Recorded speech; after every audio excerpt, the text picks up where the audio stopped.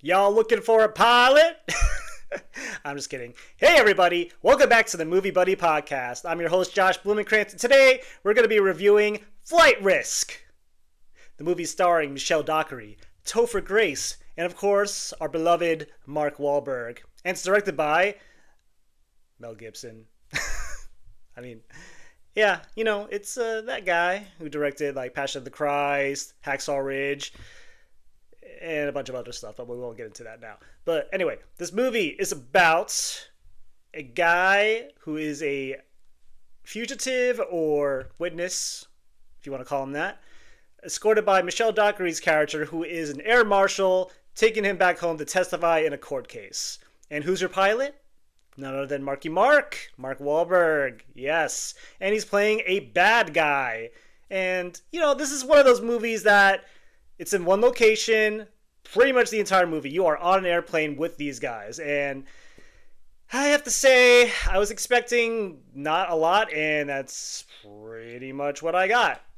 And there are movies that have done this better, so this kind of gave me the vibes of Red Eye or Flight Plan, mainly in a plane, but you had the suspense because the characters were compelling. These characters, not so much.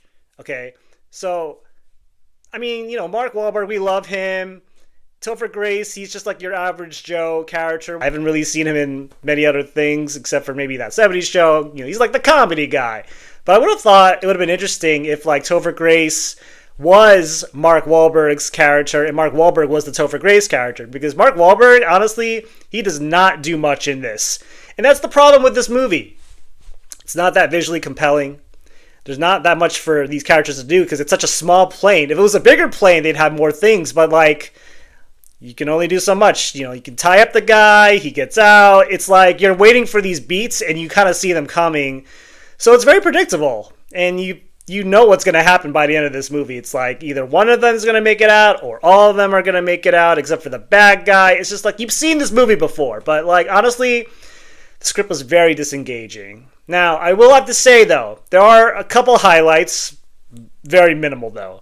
Michelle Dockery, I really enjoyed her performance. She's actually trying in this movie. She has a backstory, you feel her pain, you kind of invested her more. Topher Grace, though, I just did not care about. I'm sorry. For a guy who's supposed to be the sort of bad person in this, but he's going to redeem himself. He doesn't really do much in the movie, and it's very disappointing with that. And that's their leading man.